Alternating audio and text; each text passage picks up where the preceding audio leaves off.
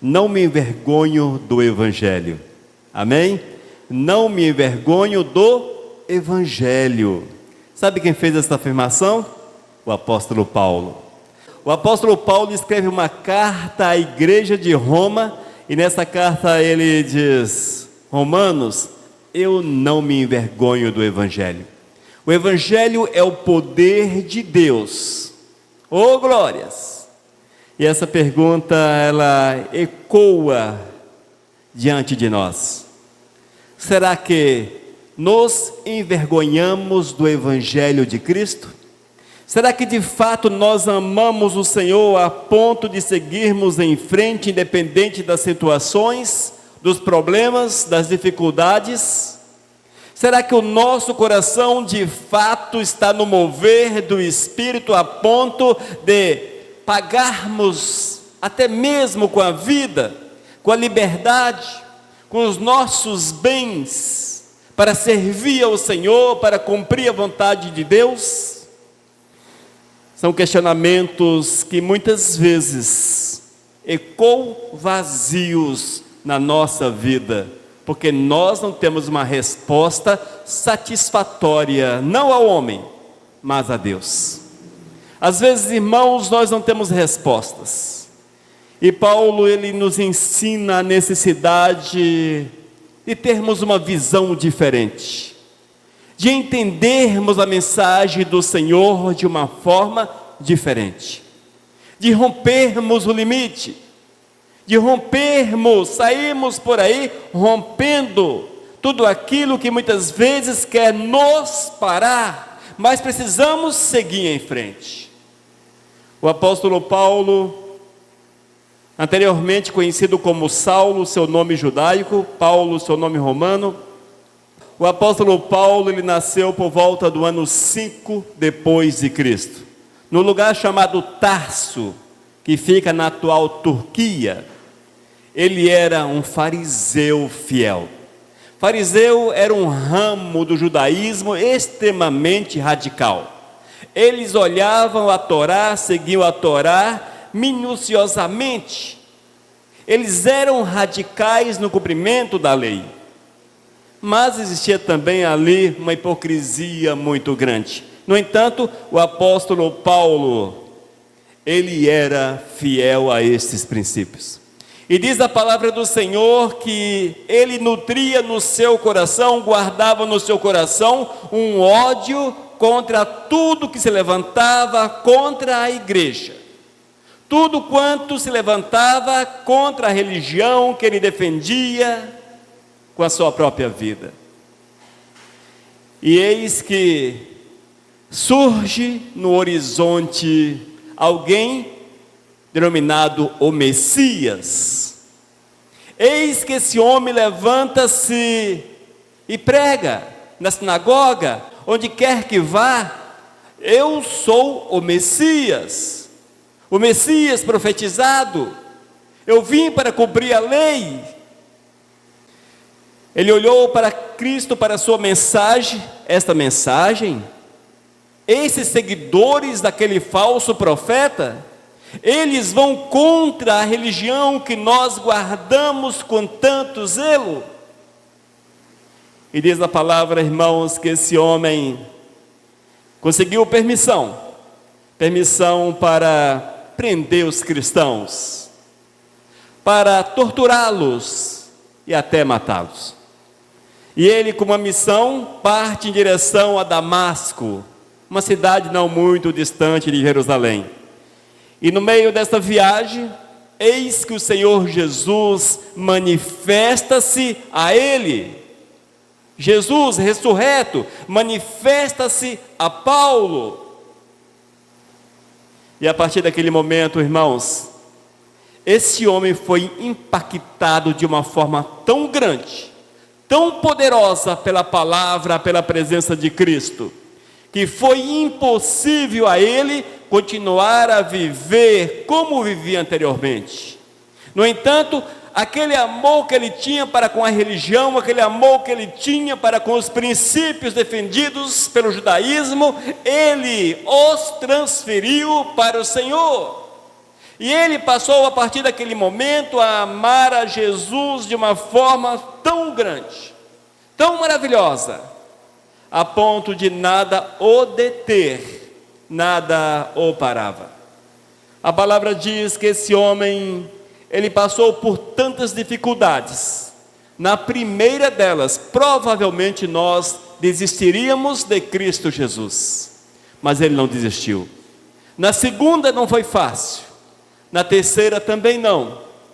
Ele foi apedrejado, foi puxado, jogado para fora da cidade como morto, e provavelmente estava morto de fato. Quem sabe, uma ressurreição? A Bíblia não entra nos pormenores, mas se o puxaram e jogaram fora, é porque certamente a situação não era das melhores. E quando nós ouvimos a respeito de apedrejamento, nós pensamos que eram as pedrinhas, tipo assim, essa cabecinha do microfone, só essa partezinha aqui. Não, não era, irmãos, eram pedras grandes, pedras que machucavam, pedras que quebravam ossos. O apedrejamento era algo terrível. Todos jogavam pedra a ponto da pessoa desfalecer e morrer. Eis aí as provas, algumas das provas pelas quais o apóstolo Paulo passou. Isto porque ele teve um encontro impactante com Cristo Jesus. Às vezes, amados, é preciso termos coragem de analisar o nosso encontro com Cristo, porque muitas vezes parece que nós ainda não nos encontramos com Ele. Nós não somos perseguidos, não somos apedrejados, raramente alguém fala mal ou nos difamam, raramente, mas mesmo assim nós não temos um caminhar firme. Nós não seguimos com firmeza a jornada com Cristo. Nós não temos prazer no Senhor. Essa palavra do apóstolo Paulo provavelmente não se aplicaria a nós, porque dificilmente poderíamos falar de fato, eu não me envergonho do Evangelho. Evidentemente que o apóstolo Paulo diz, eu não tenho vergonha. Mas esse não ter vergonha, ele é um pouco mais amplo do que apenas ter vergonha. Ele não desistia, ele não parava, ele seguia, nada o poderia deter. Ele tinha firmeza na palavra do amado. Amém? Quero convidá-los a abrir a Bíblia em Romanos capítulo 1, versículos 16 e 17. Romanos capítulo 1, versículos 16 e 17. Vamos ouvir a leitura da palavra. Os amados que quiserem ficar de pé, é bom. Diz a palavra: pois não me envergonho do Evangelho, porque é o poder de Deus para a salvação de todo aquele que crê. Primeiro do judeu e também do grego. Aleluias! Ô bênção, essa parte do grego é a parte boa, porque somos nós. Visto que a justiça de Deus se revela no Evangelho, de fé em fé, como está escrito, o justo viverá por fé. Amém? Senhor, muito obrigado pela revelação da palavra, Senhor. Muito obrigado pelos ensinos, pelo exemplo, por usar este homem para manifestar o teu poder e ensinamentos aos nossos corações. Oh Pai, fala conosco de uma forma grandiosa, para que saiamos daqui ainda mais firmes na tua presença. Senhor, fala conosco em nome de Jesus. Amém. Aleluias. Os amados podem assentar-se. Irmãos, nós vamos discorrer a respeito desses dois versículos. Vamos observar algumas particularidades que são importantes para a nossa caminhada, já que declaramos que nós não nos envergonhamos do Evangelho. Oh, glórias! E a palavra chama-nos a atenção, amados, exatamente para esta necessidade.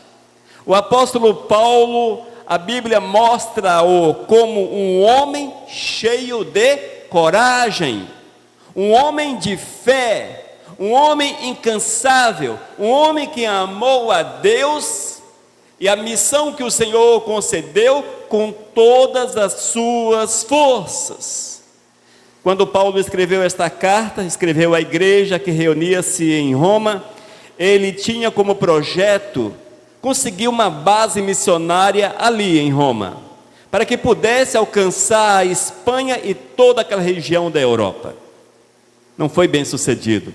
De fato, ele chegou a Roma, mas chegou preso àquele lugar. No entanto, ele escreve a este povo e ele se apresenta, ele mostra-se como servo do Senhor, ele mostra-se como um homem cheio do Espírito Santo e deixa-nos ensinamentos que são válidos hoje para a nossa vida.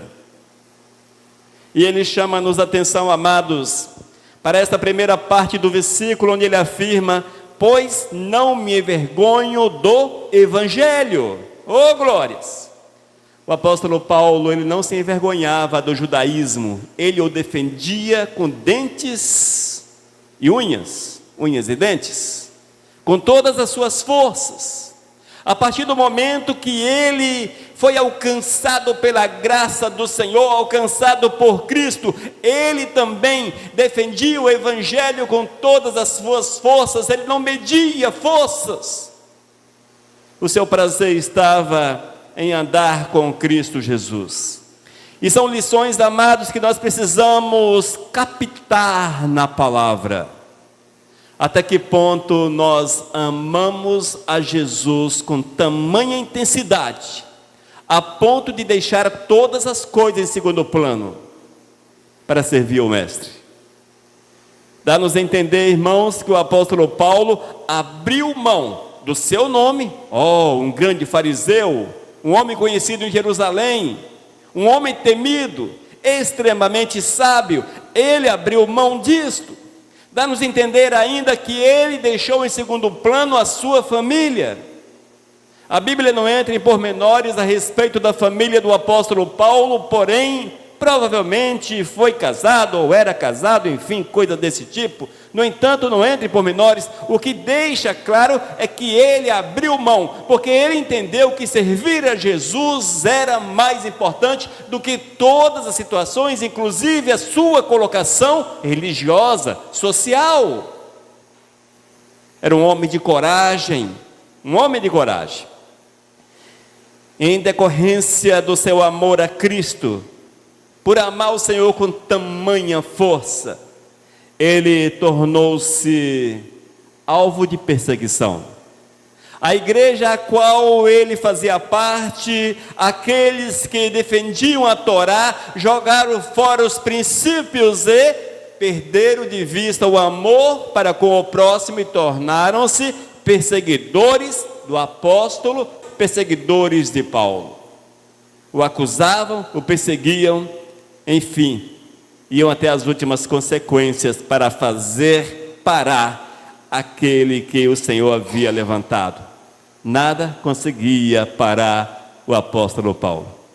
Ele seguiu em frente, não se intimidou, um homem de coragem, que não tinha vergonha do Evangelho, um homem que se apresentava diante das autoridades, mesmo na sua condição, naquele momento difícil, humilde.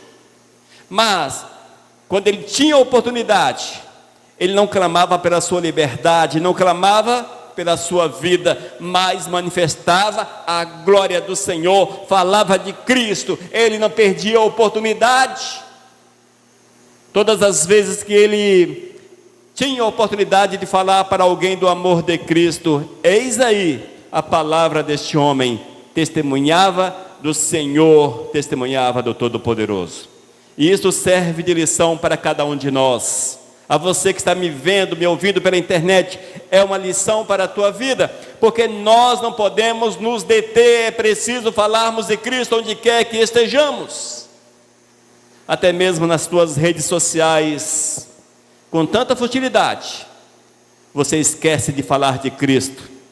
Às vezes é porque falta ali a coragem, porque tens vergonha do Senhor ao qual você professa, abre aspas, professa, fecha aspas, seguir. Infelizmente, Paulo, amados, foi em frente. Mas ele tinha uma convicção.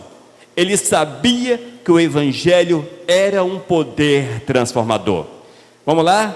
Vamos para o texto bíblico, Romanos capítulo 16. Vamos ler a segunda parte. Vamos ler a primeira e a segunda parte. Diz a palavra: pois não me envergonho do Evangelho. Primeira parte. Porque é o poder de Deus para a salvação de todo aquele que crê. Segunda parte. Amados, ele cria nesse poder. Ele tinha convicção que o Evangelho do Senhor tinha poder para transformar, para restaurar, para curar, para mudar a vida das pessoas. Ele sabia que o Evangelho de Cristo era forte o suficiente para transformar todos aqueles que, de uma forma ou outra, estivessem com seus corações receptivos, o chamado coração aberto, o coração aberto para o Senhor. E ele, amados, tinha essa convicção, porque é o poder de Deus. Poder para quê? Para fazer descer fogo do céu, para revelar CPF, para revelar placa de carro, como hoje o circo chamado igreja faz? Não, amados. Para revelar casamento? Não, amados. Para revelar como ganhar na loteria? Talvez já chegaram a essa loucura? Não, também não. Mas para mostrar o poder salvífico de Cristo. Eis aí o poder que transforma, o poder de salvação, o Redentor, Cristo Jesus. E esta era a palavra que ele levava incansavelmente onde quer que fosse. Se nós lermos as cartas paulinas, nós vamos deparar com um homem que pregava a palavra sem meias palavras. Era um homem que não media esforço para, de uma forma clara, testemunhar de quem era Jesus. Era um homem que não se deixava abater,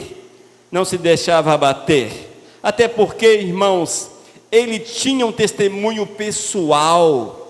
Ele sabia quem era ele, o Saulo. Ele conhecia a sua própria vida. Ele sabia que ele era ruim, extremamente ruim, que ele era um homem terrível, mau. E ele tinha condições de fazer um paralelo entre o Saulo e o Paulo.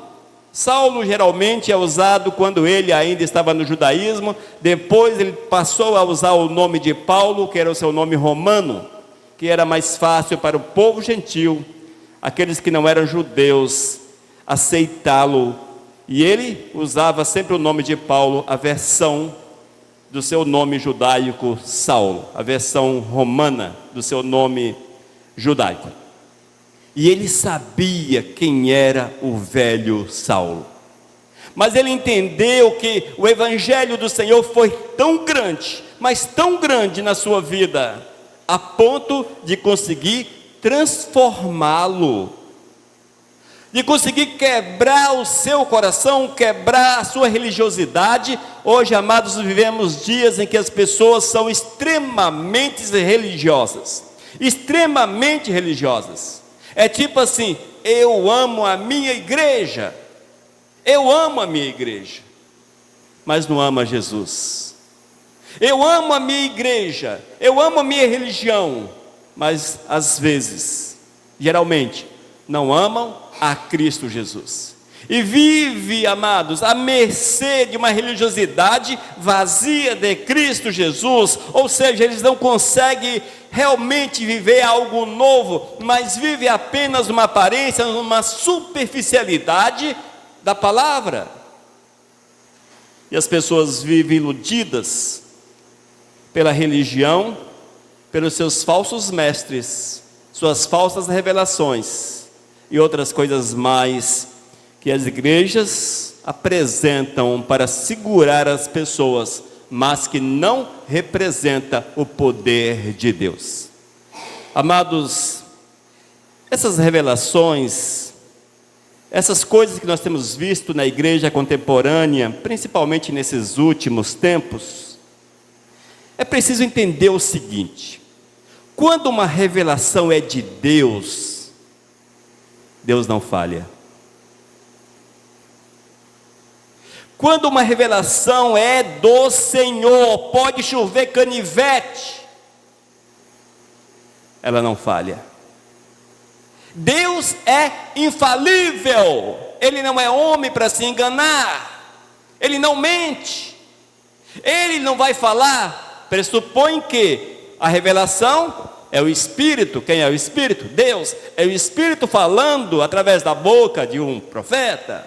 Eu creio em revelação, mas não dessas coisas que nós temos visto nesses últimos tempos. Como é que o Espírito Santo vai falar e daqui a 3 anos não deu certo, falhou, ou nunca se cumpre? O Senhor está me falando que vai acontecer isso com você. Passa 1 mês e nada, 2 meses nada, 6 meses, 1 ano, 2 anos, 5 anos e nada. É coisa do cão. Mas a culpa é sua, você pecou. Será que Deus não é onisciente para saber o que vai acontecer na tua vida dentro de 5 anos? E Ele joga palavras fora através de profecias vazias que Ele também sabe que não se cumpririam. Isso é subestimar Deus, é brincar com Deus, e isso é muito perigoso. Nós não vemos isso na palavra. Essa onda, irmãos, que estão aí nas igrejas, que aparecem os caras cheios de poder, adivinhando placa de carro, adivinhando CPF, RG, telefone. Porque esses camaradas não falam do pecado na igreja? Porque não fala do pecado? Porque não fala da prostituição que está dentro da igreja, da fornicação que está no altar, dos mentirosos que estão dentro da igreja? Porque esse Espírito, em tese o Espírito Santo, não usa esses camaradas que são profetas para apontar o dedo e falar: tu és mentiroso, você é adúltero, você que está tocando a bateria, você é fornicador. Mas isso não dá ibope para o adivinho. É melhor você chocar a igreja com algo que não choca a igreja. Aí você choca a igreja com a adivinhação da placa do carro. Tem um carro, que o Senhor me fala que tem um carro vermelho, o carro é o modelo tal e a placa é tal. Pode conferir se não é isso, vai lá, confere. Aí a igreja, Deus é poderoso. Mas já pensou se apontar para o pastor: pastor, tu és adúltero, tu és mentiroso, tu és enganador? Qual é o comportamento da igreja? Se não jogar pedra no profeta, mas a cara da igreja cai por terra. Mas ninguém quer isso, porque as pessoas querem festa. Mas o evangelho poderoso que Paulo pregou não era esse evangelhozinho vazio e enganador dos últimos tempos. Vamos lá, mais à frente um pouquinho, terceira parte do versículo 16. Primeiro do judeu, também do grego. Todo o versículo 16. Pois não me envergonho do evangelho, porque é o poder de Deus para a salvação de todo aquele que crê. Primeiro do judeu e também do grego. Entenda grego como não judeu. E como não judeu, nós, todos nós. Glórias! A Bíblia chama-nos de gentios. Por que gentios? Porque nós não somos judeus. Se nós não somos judeus, somos gentios. Amém? E é isso que o apóstolo Paulo está dizendo. Primeiro para o judeu. Para quem o evangelho foi pregado inicialmente? Para o judeu. Jesus veio para quem? Para os judeus. Quem o rejeitou? Os judeus. Quem aceitou a Jesus? Os gregos, os gentios. Olha só que interessante. Os judeus mataram Cristo. Este não é o nosso Senhor. E Paulo estava nessa jogada também. Esse não é o nosso Senhor. Pendura esse camarada na cruz, vamos acabar com a raça dele. O mataram. Evidentemente que as mãos que penduraram Cristo Jesus na cruz foram as mãos romanas, mas quem estava por trás foi o judaísmo, foi os judeus. Os judeus é que pediram, entre aspas, a cabeça de Cristo Jesus. E os romanos, que não tinha nada a ver com a história religiosa, assim o fez para os agradar. Mas nós temos visto, irmãos, que a palavra é para cada um de nós. O Senhor veio e nos deu a oportunidade, e de certa forma, sejam agradecidos aos judeus por rejeitarem a Jesus. Parece assim uma coisa meio louca, porque a partir do momento que eles rejeitaram, e por incrível que pareça, se você não o sabe, em pleno século 21, eles continuam rejeitando a Jesus. Os judeus lá em Israel, eles ganham dinheiro, muito dinheiro, com o nome de Jesus. Inventaram pontos turísticos. Aqui Jesus foi crucificado, aqui Jesus passou carregando a cruz, nesse lugar foi o nascimento de Jesus, ali era isso, aqui. Irmãos, tudo coisa para turista ver. Jesus morreu há 2000 anos atrás como bandido. Não faz sentido os judeus guardarem os pontos. Jesus nasceu aqui, Jesus andou aqui, foi crucificado. Não! Passaram-se muito tempo para que esses pontos fossem demarcados. Por incrível que pareça. Nós sabemos que mais de 2 séculos, quase 3 séculos após a morte de Jesus, o Império Romano tornou-se cristão. E a partir desse momento, foram a Jerusalém e demarcaram os locais onde Jesus havia passado. Ou, em tese, havia passado. E é isto que nós temos visto hoje. E passaram-se os tempos. Mas por volta da década de 40, Israel tornou-se Estado. E a maior fonte de renda de Israel é o turismo em nome de Jesus. E eles faturam em nome de Jesus, mas não querem saber de Jesus. Estão esperando Jesus nascer. É brincadeira? O verdadeiro israelita, o judeu de fato, eles esperam o nascimento do Messias. Jesus está quase voltando e eles querem que Jesus ainda nasça. Esta é a realidade. O Senhor não tem nada a ver com Israel, não se engane. Saia dessa onda do judaísmo. Não há vínculos, não há vínculos. É um povo carente da salvação, tal como somos carentes da salvação. Se arrependerem, a exemplo do apóstolo Paulo, que era judeu, se converterem a Cristo Jesus, serão salvos com certeza. Amém? Fique atento a essa verdade.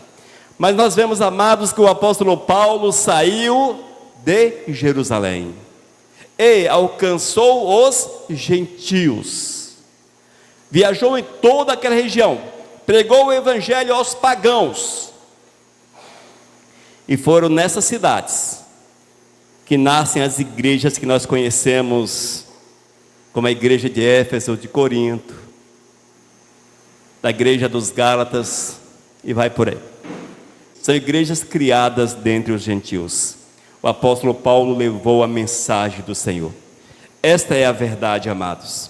Nós não podemos, queridos, perdermos a oportunidade de falar de Cristo Jesus, de levar esta palavra, a palavra poderosa, o evangelho poderoso, para aqueles que nós conhecemos, para os nossos conhecidos.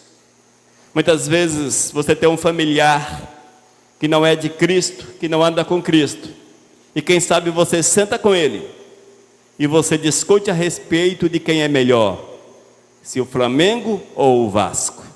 Quem é melhor, Flamengo ou o Vasco? Você discute a respeito de política. O Bolsonaro é culpado, o Lula é bandido, isso, aquilo, outro. discussões intermináveis, que não traz nada de bom, mas não tem coragem de falar do Evangelho de Cristo Jesus para o familiar descrente que está indo para o inferno, partido para a eternidade sem Jesus Cristo. Vê como são as coisas? Inversão de valores.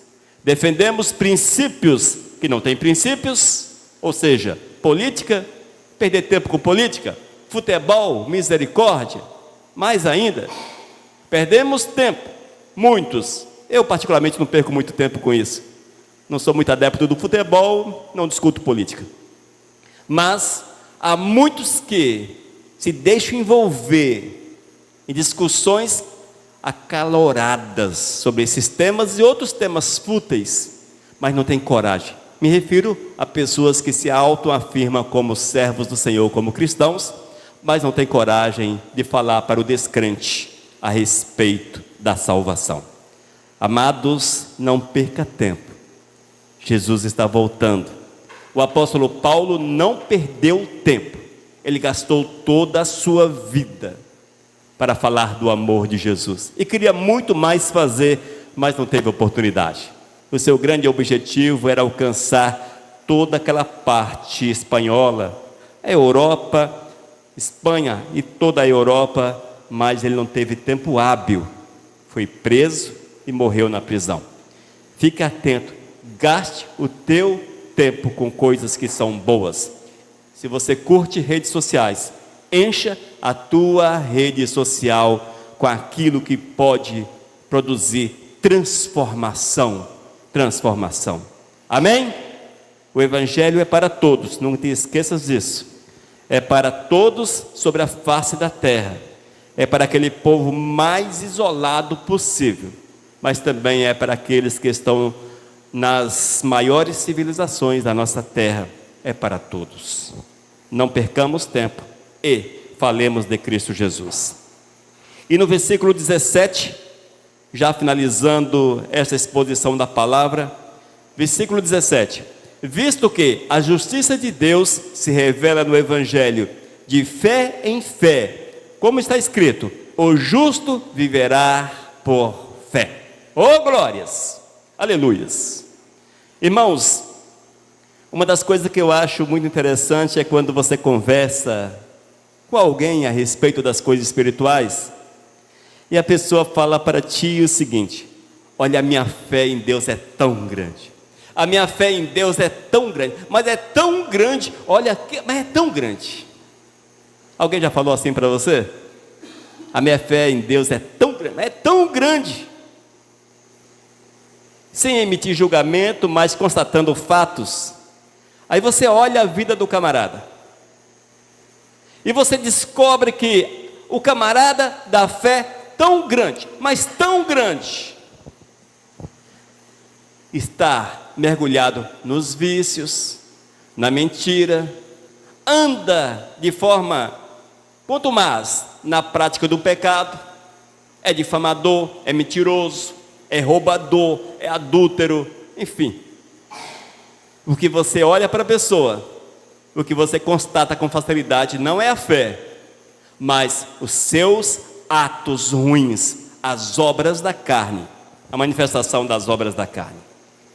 Não te deixes enganar. Fé verdadeira, ela é comprovada por boas obras. Sim. Se você tem fé no Senhor, se você tem fé, e é preciso que a tenha, porque sem fé é impossível agradar a Deus, sem fé você não vai para o céu. No entanto, se as tuas obras não correspondem com aquilo que o Espírito de Deus quer, a tua fé é vã, você não vai entrar no céu. Olha, amados, essa é uma parte extremamente simples, no entanto, extremamente séria. Da mesma forma que é um extremo na simplicidade, é outro extremo na seriedade. E isto é de fácil constatação. Vamos lá? Nós temos uma facilidade muito grande de nos auto-enganarmos. Mas será que a minha fé em Deus é verdadeira? Será? Você que está me ouvindo, você que está aqui, será que a tua fé em Deus é real? De fato ela existe? É só você olhar as tuas obras. Veja como é que você vive. Se você não vive em conformidade com os mandamentos de Cristo, é impossível que a tua fé seja verdadeira. Amados, quando nós temos essa fé a qual o apóstolo Paulo refere-se, visto que a justiça de Deus se revela no Evangelho, de fé em fé, como está escrito, o justo viverá por fé. Se eu afirmo ter fé em Cristo, é porque eu o conheço, a minha vida é dele, sou cheio do Espírito Santo, e isto, quando de fato sou cheio do Espírito Santo, como é que a boa árvore pode produzir maus frutos? Como é que você é uma laranjeira e produz mamão? Você é uma laranjeira e produz jaca? Você é uma laranjeira e produz melão? Como? A Bíblia nos chama a atenção, Jesus nos chama a atenção que é preciso que os nossos frutos correspondam com a árvore, com a videira. Ele faz referência, ele é a videira e nós somos os ramos. Portanto, temos que produzir aquilo que é comum à espécie. E videira produz uvas. Então esta é a realidade. E trazendo esta realidade para esse contexto da fé. Se você afirma ter fé, mas os teus frutos deixam a desejar, está no tempo de arrependimento, confissão de pecado, mudança de vida. Esta é a verdade do Senhor. Amados, as obras não nos salvam, no entanto, ela nos condena. Porque se você não tem boas obras, debaixo de condenação está, mas quando somos de Cristo, é uma obrigação que tenhamos boas obras. Entendeu isto? Se eu sou de Cristo, minhas obras precisam corresponder a Cristo, ou seja, boas obras. Mas se as minhas obras não são boas, e isto fica claro, deixa claro que não sou do Senhor. Vigia, fique atento, porque é isso que o apóstolo Paulo está dizendo: o justo viverá por fé. Amém? E nós possamos, amados, observar o ensinamento do apóstolo e vivermos a verdade de Cristo, e jamais nos envergonharmos do Evangelho, envergonharmos de Cristo Jesus.